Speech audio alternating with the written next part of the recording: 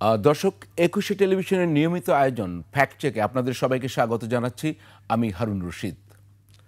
দর্শক, আজকে আমরা আলোচনা করব এই সময়ের সবচেয়ে আলোচিত বিষয়। আপনারা জানেন বিএনপির চেয়ারপারসন খালেদা জিয়া অসুস্থ অবস্থায় হাসপাতালে রয়েছেন, তার চিকিৎসা চলছে।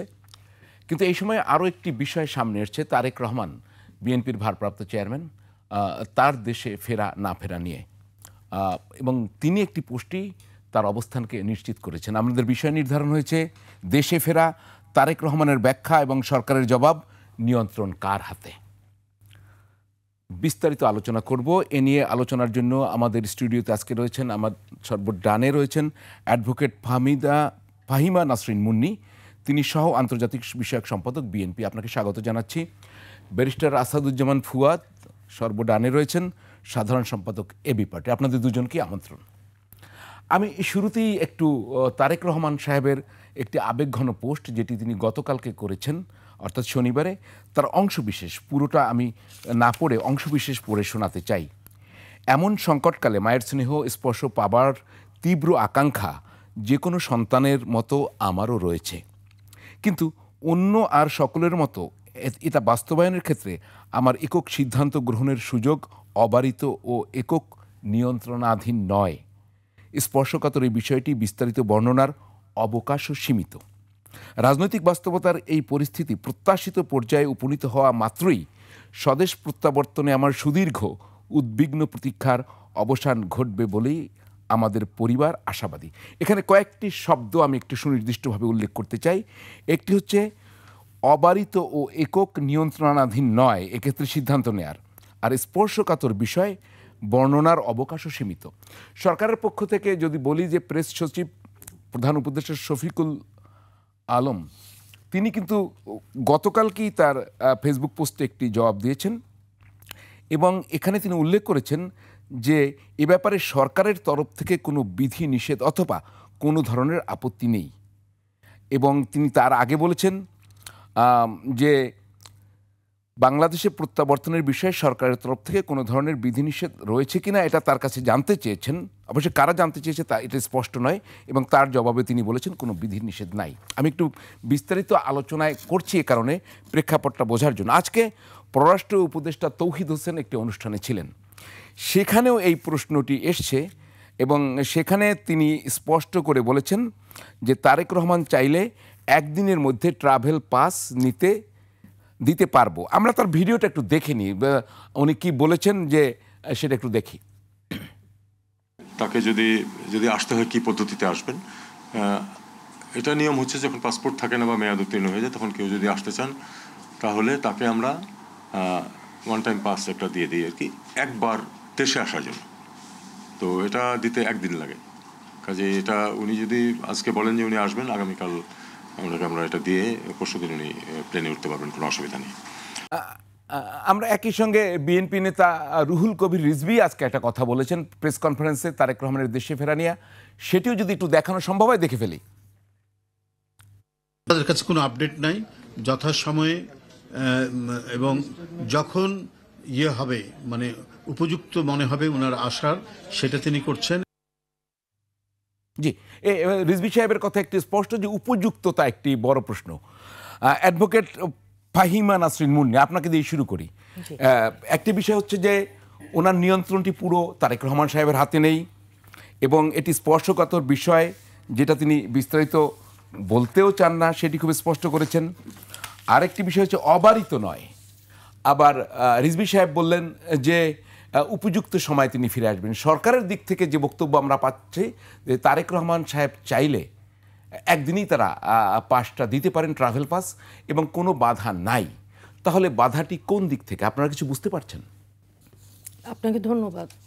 দেখেন, আমাদের দেশনেত্রী বেগম খালেদা জিয়া গত কয়েকদিন ধরে অত্যন্ত অসুস্থ অবস্থায় রাজধানীর একটি হাসপাতালে আছেন। এখন ওনাকে নিয়ে এবং দেখা ছেলে মায়ের সাথে যেই সম্পর্ক, এটা ব্যক্তিগত। আর আরেকটা বিষয় যেটা আপনি বলেছেন সেটা হচ্ছে রাজনৈতিক যেই ইস্যুগুলো, রাজনৈতিক যেই বিষয়গুলো আছে, যে সরকারের রেসপন্স। এখন হয় কি, আমরা তো চাই এবং উনি নিজেও চান, উনি দেশে আসতে চান, কারণ উনি তো নির্বাচন করবেন বগুড়ার একটি আসন থেকে আপনারা দেখেছেন, এবং আমাদের দলের যেই নির্বাচন আগামী ফেব্রুয়ারিতে হওয়ার কথা। এখন সাবেক প্রধানমন্ত্রী, আমাদের দেশনেত্রী যখন এইরকম একটা অবস্থায় আছেন, তখন ওনার জ্যেষ্ঠ পুত্র এবং একমাত্র পুত্র, বিএনপির আমাদের ভারপ্রাপ্ত চেয়ারম্যান, উনি দেশে ফেরা নিয়ে যে মনে হচ্ছে একটা গভীর একটা অবস্থা তৈরি হয়েছে, এমন একটা নকশা, যেন অভিযোগ উঠছে আইনি জটিলতা নয়। কি জটিলতাটা কি?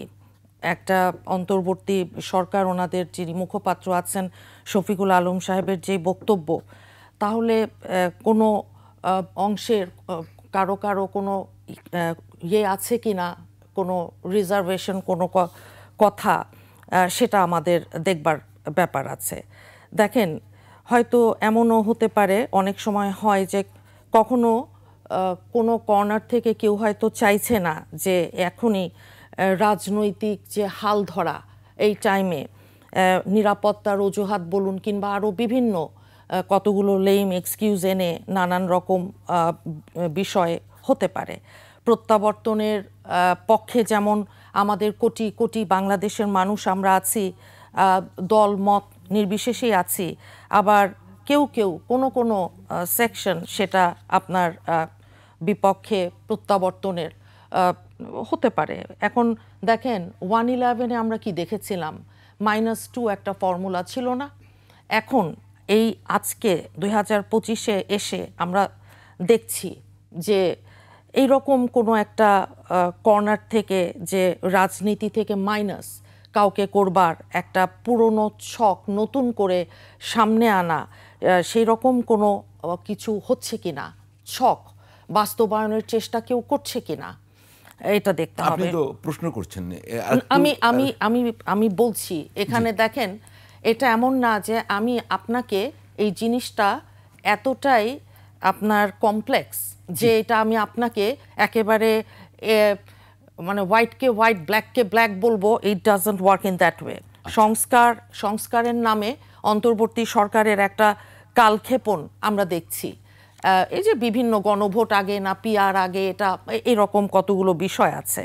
এখন এখানে কারো আমাদের উপস্থিতি কিংবা রাজনৈতিক প্রভাব তো থাকবেই, রাজনৈতিক যেই এখন ডামাডোল, আমরা মনে করি যে এখন দেশে ফেরার মূল যেই বাধা, সেটা নিয়ে এইভাবে কোনো কথা না, যেটা আমাদের রিজভী ভাই বলেছেন উপযুক্ত সময়ে উনি আসবেন।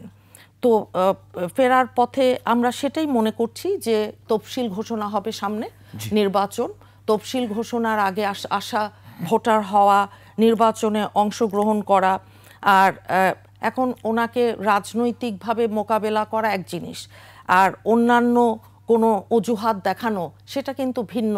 আর সেটা মধ্যে আমরা মনে করি যে কাউকে দূরে রাখার কিংবা মাইনাস করবার কোনো পরিকল্পনা আজকের দিনে এটা আসলে বাস্তবসম্মত কখনোই নয়।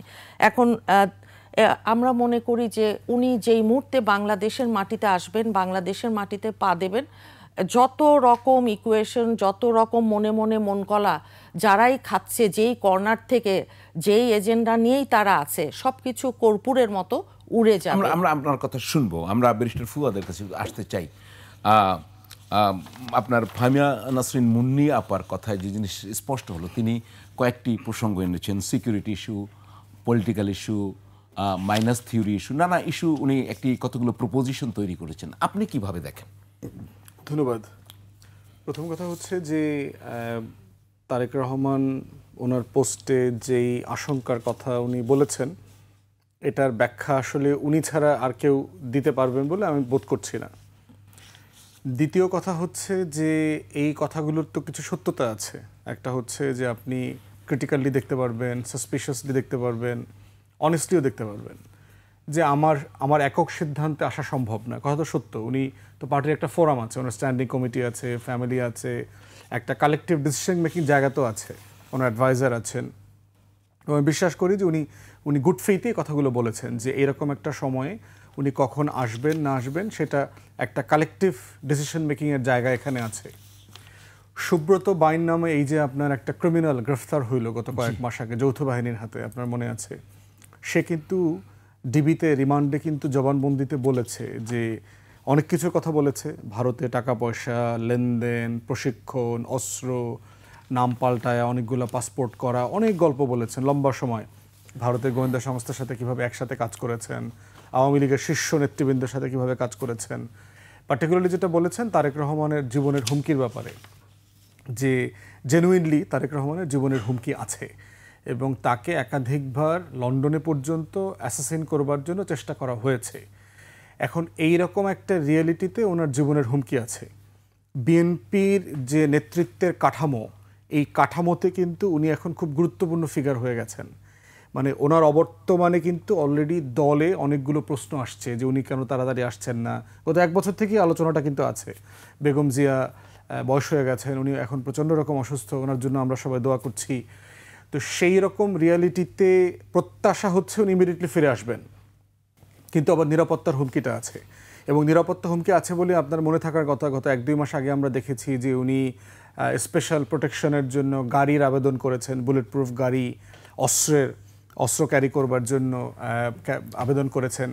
তো সেই জায়গাগুলো কোনোভাবে ছোট করে দেখবার সুযোগ নাই। এর বাইরে হচ্ছে যে আমি যেহেতু ইংল্যান্ডে আপনার লিগ্যাল প্র্যাকটিস করেছি, সেখানে আমি ধারণা করছি যে উনি অ্যাসাইলাম ক্লেম করে সেখানে আছেন। তো অ্যাসাইলাম গ্রান্ট হলে যেটা হয়, ওই ডকুমেন্টটাতে লেখা থাকে যে আপনি এখানে থাকতে পারবেন এবং এই ডকুমেন্টটা দুনিয়ার সব জায়গাতে নিয়ে আপনি ট্রাভেল করতে পারবেন এক্সেপ্ট কান্ট্রি অফ অরিজিন। মানে যেই দেশের ভয়ের কারণে, গভর্নেন্সের কারণে আপনি ওই দেশে যেতে পারেন না, ওই দেশে আপনার যাওয়ার একটা বার থাকে। তো অ্যাসাইলাম ডকুমেন্টে এটা লেখা থাকার কথা যে উনি বাংলাদেশে আসতে পারবেন না, জেনুইনলি থাকে। কারণ হচ্ছে যে আপনি বাংলাদেশে জীবন হানির সম্ভাবনা আছে বলেই তো আপনি ওই রাষ্ট্রের কাছে নিরাপত্তা চেয়েছেন। তো অতএব জেনুইনলি তারা বলবে যে আমাদের নিরাপত্তার শর্তের ভিতর একটা শর্ত হচ্ছে যে আপনি বাংলাদেশে যেতে পারবেন না, অন্য যে কোনো দেশে যাবেন, ঘুরবেন, কোনো সমস্যা নাই। যদি না উনি ব্রিটিশ পাসপোর্ট নিয়ে থাকে, আমরা জানি না উনি ব্রিটিশ নাগরিকত্ব নিয়েছেন কিনা, বাট অন্য বিভিন্ন সময় শুনেছি যে উনি নেন নাই। উনি লন্ডনে এখন অ্যাসাইলামের উপর ভিত্তি করে হয়তো পার্মানেন্ট রেসিডেন্সি নিয়ে আছেন। তো সেখানে ওনার এক্সিস্টিং ট্রাভেল ডকুমেন্ট দিয়ে উনি বাংলাদেশে আসতে পারবেন না। সেই জায়গাতে হতে পারে যে মাননীয় পররাষ্ট্র বিষয়ক উপদেষ্টা যিনি বলেছেন, তো সেই ডকুমেন্টে যদি উনি আসতে না পারেন তাহলে বাংলাদেশ সরকার ওনাকে একটা ট্রাভেল ডকুমেন্ট পাস ইস্যু করে দেবে। জি, তো ইস্যু করে দিলে উনি আসতে পারবেন। কিন্তু টেকনিক্যাল প্রবলেম হচ্ছে এই আসা যাওয়ার মধ্য দিয়ে ওনার ইংল্যান্ডে থাকার যে রাইট আছে সেটা ক্ষুণ্ণ হবার একটা সম্ভাবনা আছে। তো সেই রকম একটা লিগ্যাল জটিলতাও থাকতে পারে, এটা আমি ধারণা করছি, জাস্ট লিগ্যাল অ্যাজাম্পশন থাকতে পারে। তো এর বাইরে হচ্ছে যে আর বাকিটা হচ্ছে যে পলিটিক্যাল রিয়েলিটি। উনি জানেন উনি এবং ওনার পরিবার গত 17 বছর কী ধরনের নির্যাতনের মধ্য দিয়ে গেছেন, যে উনি নিজে রিমান্ডে নির্যাতনের শিকার হয়েছেন। যৌথ বাহিনী, ডিজিএফআই, এনএসআই, ডিবি সবাই মিলে ওনার উপর যে টর্চারটা করেছেন 1/11-এর সময়, সেই টর্চারের গ্লানি কিন্তু ওনাকে এখনও নিতে হচ্ছে। ওনার শরীর এখনও পুরোপুরি সুস্থ না, সেটার দাগ এখনও রয়ে গেছে। জিয়া পরিবারকে, প্রত্যেকটা পরিবার কিভাবে এটার জন্য এই নিষ্ঠুরতার, আওয়ামী আমলের নিষ্ঠুরতার শিকার হয়েছেন। ভাই মারা গেছে এক্সাইলে, মালয়েশিয়া থাকা অবস্থায়। তারপরে এই আপনার মা বেগম জিয়া 40 বছর যে বাড়িটাতে থেকেছেন, সেই বাড়িটা থেকে ওনাকে এক কাপড়ে উচ্ছেদ করা হয়েছে, বুলডোজ করে দিয়ে দেওয়া হয়েছে। 40 বছরের যে স্মৃতি এবং এই যে কাঠামোর মধ্য দিয়ে প্রতিষ্ঠানকে, বাংলাদেশের গুরুত্বপূর্ণ নিরাপত্তা সংশ্লিষ্ট প্রতিষ্ঠানের উপরে একটা আস্থাহীনতা, একটা ট্রমার জায়গা ওনার থাকাটা খুব স্বাভাবিক। এর বাইরে হচ্ছে দলের নেতাকর্মীদের ভিতরে তো সাবোটিয়ার আছে।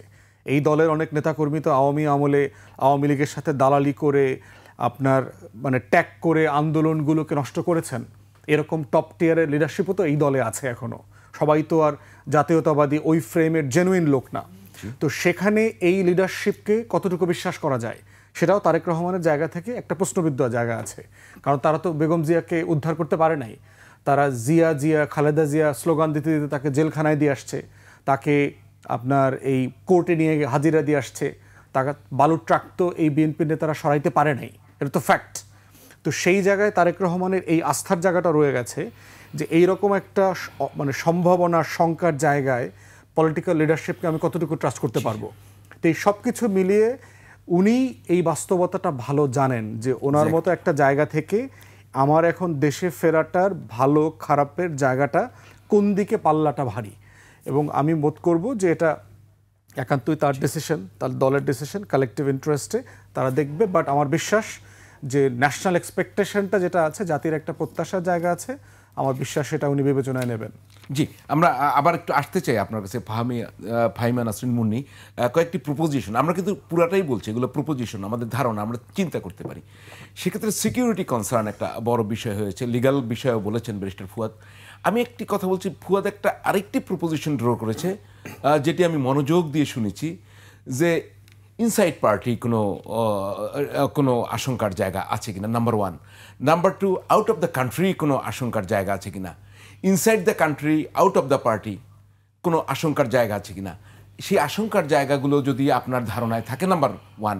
নাম্বার টু, এই যে উনি সিকিউরিটির জন্য নানা ইনস্ট্রুমেন্টের জন্য আবেদন করছেন, সেটি কতদূর পাচ্ছেন, রাষ্ট্রের সেই সিকিউরিটি এনশিওরে আপনারা কনফিডেন্ট কিনা? সিকিউরিটি কনসার্ন সেটা তো অবশ্যই একটা সিকিউরিটি কনসার্নের ব্যাপার থাকবে, কারণ এখন আজকে বাস্তবে যেই অবস্থাটা বিরাজ করছে, এখানে আন্তর্জাতিক চাপের ব্যাপার আছে, আমাদের আভ্যন্তরীণ সমীকরণের ব্যাপার আছে, রাজনৈতিক যেই প্রপোজিশন আছে সেগুলো কনসিডারেশনে নিতে হবে, এবং সেই সাথে অন্যান্য আরও যেই ওয়েস্টেড কোয়ার্টার্স এবং কর্নারগুলো আছে তারা আসলে কীরকম মনোভাব পোষণ করছেন, এবং কারো মনে ওই যে যেমন একজন টেররিস্টের কথা আমার ভাই বললেন, ছোট ভাই বললেন, সেই রকম ঘাপটি মেরে আরও কোথাও কে কীভাবে আছে, এটা we don't know that. Maybe inside the party, না, ইনসাইড দ্য পার্টি না, আমি সেটা বলছি না। আমি বলছি যে যারা যেই জিনিসগুলো যে আঞ্চলিক আভ্যন্তরীণ, এখন অঞ্চলের কথা যদি আপনি বলেন, তো আমাদের ভূ রাজনৈতিক যেই অবস্থার পরিপ্রেক্ষিত এখন বিরাজ করছে, অতীত থেকে যদি এই পর্যন্ত আসেন, আমাদের দেশনেত্রী কি বলেছিলেন, বালুর ট্রাক দিয়ে যখন আটক করে রেখেছিল, আমরা উদ্ধার করতে পারিনি, কিন্তু সেখানে 1000-এর উপর নেতাকর্মী তো গুম হয়েছিল, হাজার হাজার আমাদের নেতাকর্মী তো খুন হয়েছে। এটা আর অন্য দলের বেলায় কি আপনি বলতে পারবেন? তারপরও তো আমরা সভা সমাবেশ, কথা বলার অধিকার, সভা করেছি।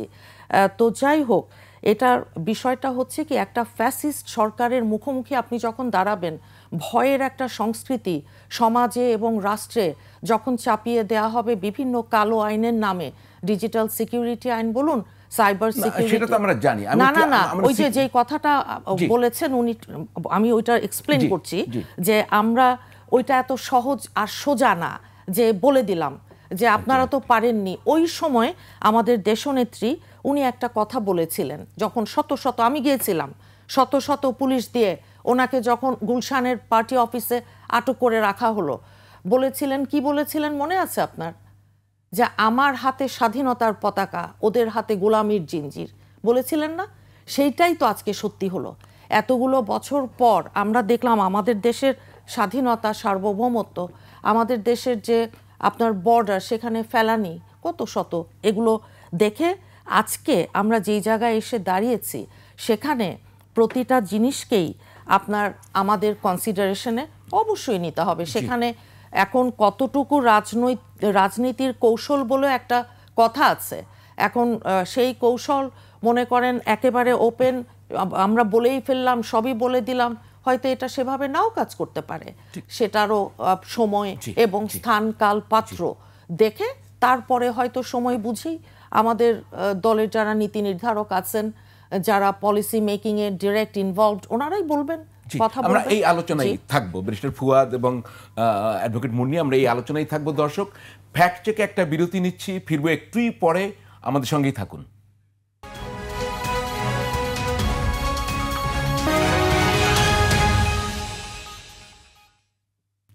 দর্শক, বিরতির পর ফিরলাম ফ্যাক্ট চেক নিয়ে। আমাদের সঙ্গে আলোচনায় রয়েছেন অ্যাডভোকেট ফাহিমা নাসরিন মুন্নি, আপনাকে আবারও স্বাগত। রয়েছেন ব্যারিস্টার আসাদুজ্জামান ফুয়াদ, আপনাকে আবার স্বাগত জানাচ্ছি। এখন যে বিষয়ে আমরা আলোচনায় এসে পৌঁছেছি, আজকে তৌহিদ হোসেন উনি কিন্তু একটি বিষয় বলেছেন, সেটি হচ্ছে যে প্রশ্ন উঠেছিল যে তারেক রহমান সাহেব যদি ঠিক সময়ে ফিরে না আসেন তাহলে কি নির্বাচনে তার কোনো প্রভাব পড়বে কিনা। ওনার বক্তব্য হচ্ছে স্পষ্টই যে এর সাথে সুষ্ঠু বা নির্বাচনের উপরে কোনো প্রভাব পড়বে না। কিন্তু আমার প্রশ্ন, আমি যাব তার আগে আমরা একটু দেখে নিতে চাই যে এই বিষয় নিয়ে যে তারেক রহমান কেন দেশে ফিরছেন না, সেটা নিয়ে বিএনপির প্রেসিডিয়াম সদস্য বাবু গয়েশ্বরচন্দ্র রায় কি বলেছিলেন 5 মাস আগে। দেখতে পারবো একটু? আমরা তারেক রহমানকে ফেরত চাই। তারেক রহমান কেন আসে না, এর জবাব সরকারকে দিতে হবে। জি, উনি কিন্তু বলছেন যে এটা সরকারকেই জবাব দিতে হবে যে উনি দেশে কেন ফিরে আসছেন না। ওই সময় যেটা হইল যে গত মে মাসে কিন্তু তারেক রহমান সাহেবের সব মামলা শেষ হয়ে গেছে। তার আইনজীবীর বক্তব্যটাও আমার একটু শুনে নেই। তারেক রহমানের আজকের এই মামলা রায়ের মাধ্যমে আমার জানা মতে ওনার বিরুদ্ধে আর বড় কোনো মামলা নাই। এখন তিনি ইভেন দেশে ফেরত আসার জন্য অপেক্ষায় আছেন। আর তাহলে যে বিষয়টি আমি একটু সামেশন করি, আমরা আগে বুঝতাম মামলার বিষয় রয়েছে, ওনার মামলার এই সংক্রান্ত কোনো জটিলতা নাই। তারেক রহমান সাহেব তার অবস্থান ব্যাখ্যা করেছেন।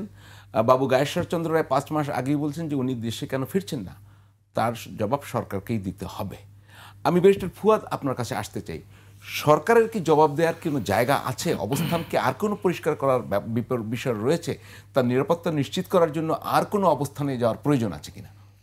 দেখেন, 5-6 মাসের বক্তব্যের তো কনটেক্সট চেঞ্জ হয়ে গেছে। আচ্ছা, এর মধ্যে আপনার প্রধান উপদেষ্টার সাথে তারেক রহমানের মিটিং হয়ে গেছে। জি, মিটিং হওয়ার মধ্য দিয়ে নির্বাচনের একটা ডেডলাইন চলে আসছে, 3 তারিখ ঘোষণা, পুরো রাষ্ট্র কাঠামো নির্বাচনমুখী হয়ে গেছে। বিএনপি জামাত সহ সবাই, বিভিন্ন রাজনৈতিক দল নমিনেশন কনফার্ম করতেছে। তো ওইটা আমি মনে করছি না যে গয়েশ্বর সাহেবের স্টেটমেন্ট এখন খুব রেলেভেন্ট এই মুহূর্তে। আইনজীবী যে কথাটা বলেছেন, আমি এক্স্যাক্টলি শিওর না যে অ্যাপেলেট ডিভিশনেও ওনার সবগুলো মামলা এক্সস্ট হয়ে গেছে, এটা আমি এখনও শিওর না। আমি যতটুকু শুনেছিলাম যে 1-2টা মামলা সম্ভবত এখনও অ্যাপেলেট ডিভিশনে পেন্ডিং আছে। আচ্ছা, কিন্তু সেটা এমন কিছু না যে উনি আসলে সেখানে ওনার বিব্রতকর কোনো পরিস্থিতির মধ্যে পড়তে হবে, সেটা আমি বিশ্বাস করি না। আমার মানে সরকার এটার মধ্যে নাই। তো সেই জায়গাতে নির্বাচনকে এই স্টেটমেন্ট অথবা তার ফিরে না আসার ব্যাপারে খুব বেশি এফেক্ট করবে বলে আমরা মনে করি না। যদি সেটা হতো তাহলে নির্বাচনের ব্যাপারে ওনারা যে 237টা আসনে যে প্রার্থী ডিক্লেয়ার করলেন সেটা হয়তো এই লেভেলে করতেন না। জি। দ্বিতীয়ত হচ্ছে যে আপনার পুরো কাঠামোতে বিএনপির প্রার্থীরা কিন্তু নির্বাচনে অলরেডি পার্টিসিপেট করে ফেলছে। তারা নির্বাচনী প্রচারণা করতেছে, এলাকায় যাচ্ছে, সংঘর্ষ হচ্ছে, মারামারি হচ্ছে, প্রার্থীদের ভিতরে গণ্ডগোল হচ্ছে, বিএনপির সাথে জামাতের মারামারি হচ্ছে দফায় দফায় বিভিন্ন জায়গাতে। অতএব সেই জায়গাতে আমার কাছে মনে হচ্ছে না যে এইটা পার্টিকুলারলি নির্বাচনকে এফেক্ট করবে। এটা একটা দলীয় কাঠামোর সিদ্ধান্ত যে তিনি থাকেন না থাকেন, আসেন না আসেন, প্রত্যেকটা ফ্রেমে নির্বাচনটা কিভাবে হবে। এবং সেটা উনি যদি নির্বাচনের আগে ফিরে আসেন, নির্বাচনে কন্টেস্ট করেন, ওনার জন্য তো সিট রাখা হয়েছে। আবার যদি এমনও হয় যে কারণে উনি বোধ করছেন যে এই মুহূর্তে আসা সম্ভব না, সেই কারণটা যদি ফেব্রুয়ারি পর্যন্ত পারসিস্ট করে, তাহলে যেটা হবে নির্বাচনের মতো হয়ে যাবে। দল যদি ক্ষমতায় চলে যায়, যে কোনো একজন প্রার্থী আসন ভ্যাকেট করে দেবে, আসন ভ্যাকেট করে দিয়ে উনি উপনির্বাচন করে আসবেন। আপনার কাছে এখানে ইন্টারাপ্ট করে একটু বুঝতে চাই যে প্রধানমন্ত্রী, ধরেন আমি ধরেই নিই, প্রধানমন্ত্রী হওয়ার জন্য কি এই সংসদ নির্বাচনে পাশ করতেই হবে, না পরে উনি খালি আসনেও পাশ করে নিতে পারবেন? ইমিডিয়েটলি সরকার গঠন করতে হইলে তো অবশ্যই সংসদ সদস্য হতে হবে। আমাদের সংবিধানে যেটা বলে দেওয়া আছে যে majority leader who has the confidence of the majority, যে এমন একজন ব্যক্তি যার সংসদে অধিকাংশ নির্বাচিত সদস্যের আস্থা আছে, এমন একজন ব্যক্তি হচ্ছে প্রধানমন্ত্রী হবেন এবং সরকার গঠন করবেন। আপনার এই পয়েন্টে আমি ফিরে আসব। আমি এই পয়েন্ট থেকে একটু যেতে চাই মুনিয়াপার কাছে, যে তারেক রহমান সাহেবের, আমি যদ্দূর জানি এখনও উনি ভোটার লিস্টে ইনক্লুড না, ভোটার হননি এখনও। সেই প্রক্রিয়াটা আপনারা কীভাবে এগোচ্ছেন? মানে আমি ঠিক আইনটি বুঝতে চাচ্ছি যে উনি কি দেশের বাইরে থেকে এখন ভোটার হতে পারেন, বা ভোটার হয়েছেন কিনা, না হলে তফসিলের আগে পরে কোনো বিষয় আছে কি? আমি বলেছিলাম আমার ওই প্রথম বক্তব্যে যে তফসিলের আগে তফসিল ঘোষণা করবে, তখন ওনার আসবার কথা আছে। ওনার এবং সেই কারণটা এটাও একটা যে ভোটার লিস্টে ওনার নামটাকে ইনক্লুড করা, যেহেতু উনি অলরেডি ডিক্লেয়ার করেছেন বগুড়ার একটি আসন থেকে নির্বাচন করবেন এবং আমাদের দেশনেত্রীর 3টা আসন থেকে নির্বাচন করবার। একটু বলি তাহলে তফসিলের আগে আসতে হবে ভোটার লিস্টে নাম এখন। জি, সেই রকমই আমাদের জানা মতে, তাই যে ভোটার লিস্টে এবং তফসিল ঘোষণার আগে উনি আসার যেই প্ল্যান পরিকল্পনা আছে এখন পর্যন্ত আসবেন এবং ইনশাল্লাহ ইলেকশন করবেন। তো নির্বাচনের দেখেন নির্বাচনে আপনি পরে বলেন, আরেকটু প্রশ্ন করতে চাই, উনি কি দেশের বাইরে থেকে ভোটার হতে পারেন না? এখন যে ধরেন প্রবাসে ভোটার হলো, এসে ভোট দিল, মানে আমি একটু আইনগত প্রক্রিয়াটা বুঝতে চাচ্ছি।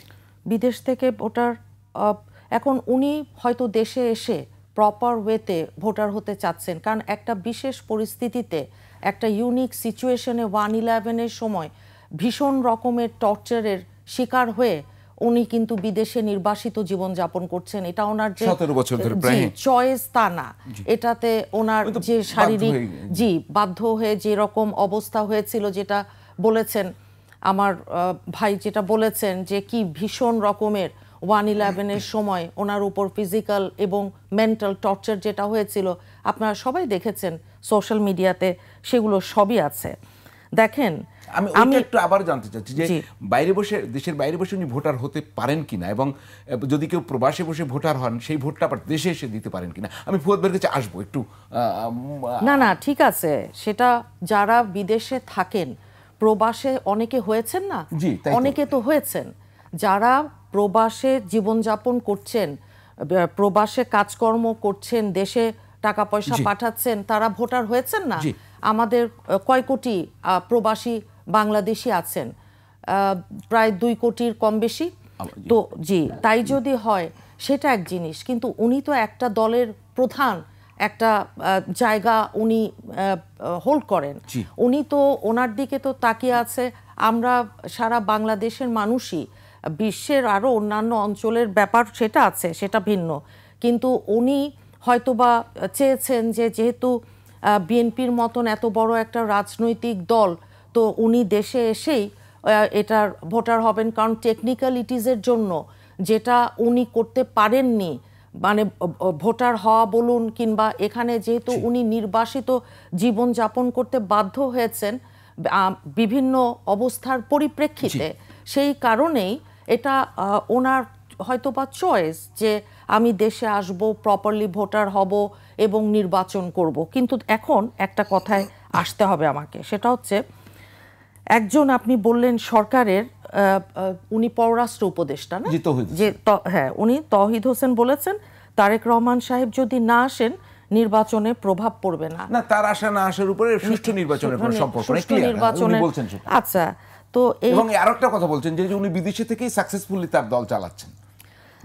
তো প্রথম কথার জন্য ওনাকে ধন্যবাদ দিই, আর দ্বিতীয় কথার জন্য ওনার একটু সমালোচনা করি, যে উনি বললেন তারেক রহমান সাহেব যদি না আসেন সুষ্ঠু নির্বাচনে প্রভাব পড়বে না। এটা কেন আগাম, মানে ওই আগ বাড়িয়ে, না ঠিক আছে, আগ বাড়িয়ে এই কথাটা বলবার অর্থটা যে একটা নেগেটিভ মেসেজ এটা যে দিচ্ছে অন্তর্বর্তী সরকারের তরফ থেকে, যেই সরকারটাকে আমরা প্রথম দিন থেকে আজ পর্যন্ত আমরা কিন্তু তাদেরকে সব রকমভাবে সহায়তা করছি, সব রকম যতভাবে আপনি বলতে পারেন, কিন্তু তার অর্থ এটা না তাদের কাজ ইন্টারিম গভর্নমেন্ট একটা সুষ্ঠু অংশগ্রহণমূলক নির্বাচন তারা দিবেন।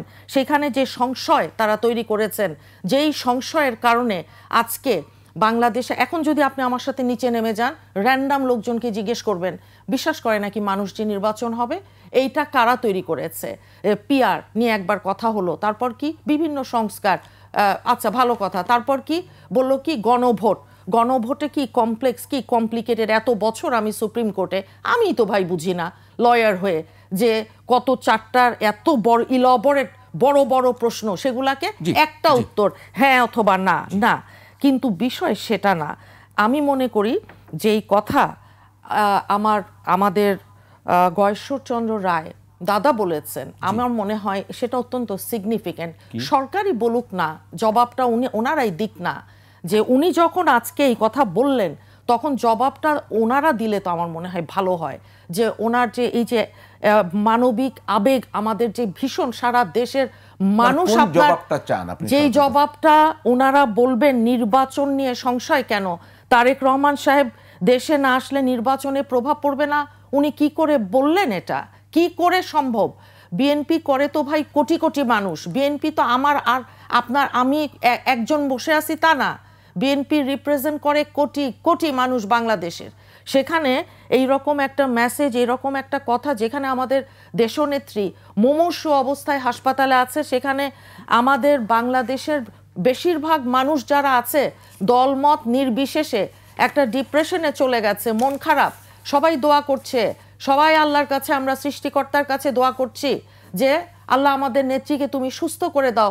ক্রিটিক্যাল মুহূর্ত, এই সময়ে আল্লাহ যেন ওনাকে হায়াত দেন, যেন উনি দেখতে পারেন আরো জটিল আমাদের এই ভবিষ্যৎ রাজনীতির, গণতন্ত্রের অভিযাত্রায়, নির্বাচনের যেই মহাসড়কে আমাদের উঠবার কথা, এগুলো কথা বলে, এগুলো মানে একটা ইমপ্রেশন দিয়ে পিছন দিকে যাওয়ার তো ভাই দরকার নেই। আমরা একটু ব্যারিস্টার ফুয়াদের কাছে অবশ্যই আসতে হবে। আপনি যে জায়গায় আপনাকে আমি থামিয়ে দিয়েছিলাম, আমি এখন বুঝতে চাই, যেহেতু মুন্নি আপার কাছ থেকে ব্যাখ্যাটা আমি নিয়ে আসলাম, তো এখন যেটা হয়, যদি উনি তফসিলের আগে এসে ভোটার হন তো ভালো কথা, যদি সেটি সম্ভব না হয়, আমি জানি না তখন পরিস্থিতি কী হবে, তাহলে ধরেই নিলাম তারেক রহমানের প্রধানমন্ত্রী হওয়া কি বাধাগ্রস্ত হবে বা ইমিডিয়েটলি হতে পারবেন কিনা, আইন কি বলে? একটা বিষয় হচ্ছে এমপি হওয়ার শর্তের ভিতরে বাংলাদেশের নাগরিক হওয়ার কথা রেলেভেন্ট, জি, প্রযোজ্য, এবং সেখানে ভোটার হইতে হবে ওই এলাকার অথবা কোথাও, এই জায়গাটা কোথাও শর্ত আকারে আছে বলে আমার জানা নাই। না, শর্ত হচ্ছে বয়সের কথা বলা আছে, পাগল হইতে পারবে না, অসুস্থ হইতে পারবে না, ঋণখেলাপি হইতে পারবে না, তারপরে হচ্ছে বাংলাদেশী নাগরিক, এইটা ন্যূনতম বলে দেয়া আছে। তো সেই জায়গায় এমপি হতে হবে কিনা? হ্যাঁ, এমপি হওয়া শর্ত, প্রধানমন্ত্রী হইতে হলে অবশ্যই এমপি হতে হবে, এটা সার্টেনলি। কারণ হচ্ছে যে, এবং যার মানে মেজরিটি অফ দ্য হাউসের কমান্ড আছে, কনফিডেন্সের জায়গা আছে, উনি শুধু গভর্নমেন্ট ফর্ম করতে পারবেন এবং প্রধানমন্ত্রী হতে পারবেন। তারপর এখন সেটা যেটা হতে পারে, ধরেন উনি নির্বাচন করলো না, কোনো কারণে করতে পারলেন না অথবা আসতে পারলেন না, সেখানে দলের যে কেউ আপাতত প্রাইম মিনিস্টার হবেন ওনার ইনস্ট্রাকশনে, উনি আসবেন, আসার পরে সিট ভ্যাকেট করবে, উনি উপনির্বাচনে জিতে আসবেন, আসার পরে উনি প্রাইম মিনিস্টার হবেন। এরকম প্রসেস সারা দুনিয়াতে বহু জায়গাতে আছে। টার্কিতে পার্সোনালি যেমন ধরেন আমি জানি গত 2002-এর নির্বাচনে এরকম ঘটনা ঘটেছিল। এর বিভিন্ন দেশে এটা হয়েছে, এক্সাইলে ছিল লিডারশিপ, পরে আসছে, পরে সিট ভ্যাকেট হয়েছে, উনি নির্বাচন করে এসেছেন। সেই জায়গাতে আমি এটাকে খুব জটিল বোধ করছি না। 111-এর সময় দেখেন, ভোটার হওয়ার প্রশ্নকে দেখেন, ভোটিং প্রসেসটা তো শুরু হয়েছে ভোটার কার্ড করা 111-এর সময়। সেই সময় তিনি বাংলাদেশে ছিলেন। আমি জানি না যে উনি তখন ভোটার হন নাই, ব্যাপারটা এরকম কিনা। বাংলাদেশি যে অ্যাম্বাসি আছে ইংল্যান্ডে, এটার মাধ্যমে ভোটার হওয়ার সুযোগ আছে, এনআইডি কার্ড করা, ভোটার রেজিস্ট্রেশনের সুযোগ আছে। নির্বাচন কমিশন একটা কথা বলেছে, সেটা হচ্ছে যে 30শে অক্টোবর পর্যন্ত যারা ভোটার হয়েছেন তারাই শুধুমাত্র ফেব্রুয়ারিতে ভোট দিতে পারবেন, সেটা দেশে হোক বিদেশে হোক, যে ফর্মে আছেন। এখন এর পরের প্রশ্নে অথবা সরকার কোনো এক্সটেনশন দেবে কিনা, কোনো ফ্লেক্সিবিলিটি দিবে কিনা, উনি অথবা অন্য যারা নাগরিক আছেন যারা ভোটার হতে পারেন নাই, আমি ব্যক্তিগতভাবে সরকারকে বলেছি, নির্বাচন কমিশনকে বলেছি, ফেব্রুয়ারি মাসের 1 তারিখকে ধরে বেঞ্চমার্ক সবাইকে ভোটার করে ফেলা। ক্লিয়ার। তো দর্শক, ফ্যাক্ট চেকে আরও একটি বিরতি নিচ্ছি, ফিরবো একটু পরেই, সঙ্গেই থাকুন।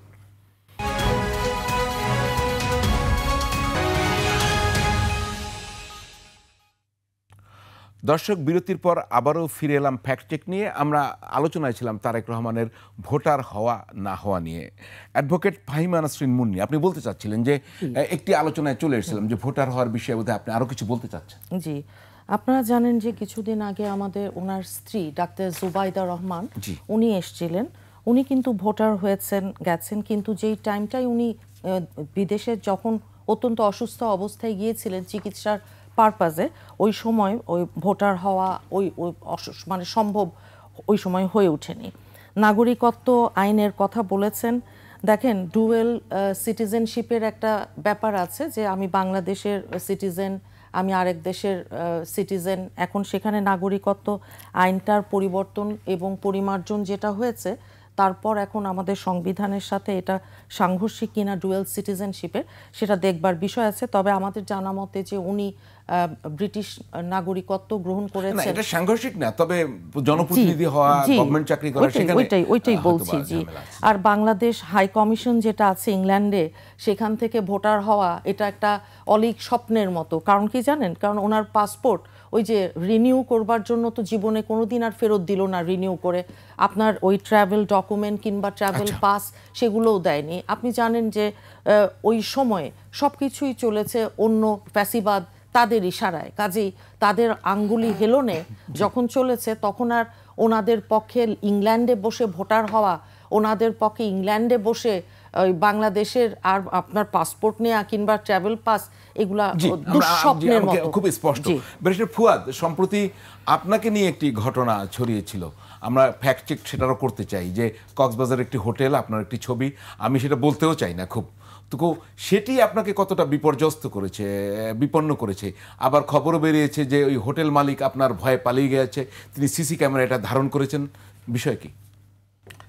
দেখেন, ইন্টারেস্টিং হচ্ছে যে ওই গুজবটা আসার 2-3 দিন আগেই সম্ভবত কক্সবাজারে যে ওখানকার টুরিস্ট পুলিশ আছে তারা বিভিন্ন হোটেলে রেড দিয়েছে। রেড দিয়ে তারা ওখানে বেশ্যাবৃত্তিতে জড়িত এরকম প্রচুর মহিলাকে, নারীদেরকে এবং যারা রিং লিডার আছে এদেরকে গ্রেফতারও করেছে। ওই ঘটনার পরপরই এই গুজবটা আসছে এবং যে ভিডিওটা দেখানো হয়েছে এই ভিডিওটা কিন্তু আসলে জেনুইন ভিডিও। এটা দক্ষিণ ভারতের একজন রাজনীতিবিদের ভিডিও, আরও ধরেন 5-7 মাস আগে এই ঘটনাটা ঘটেছে এবং ওইটার পরে ওই লোকের পদটদ, রাজনৈতিক দলের পদও চলে গেছে।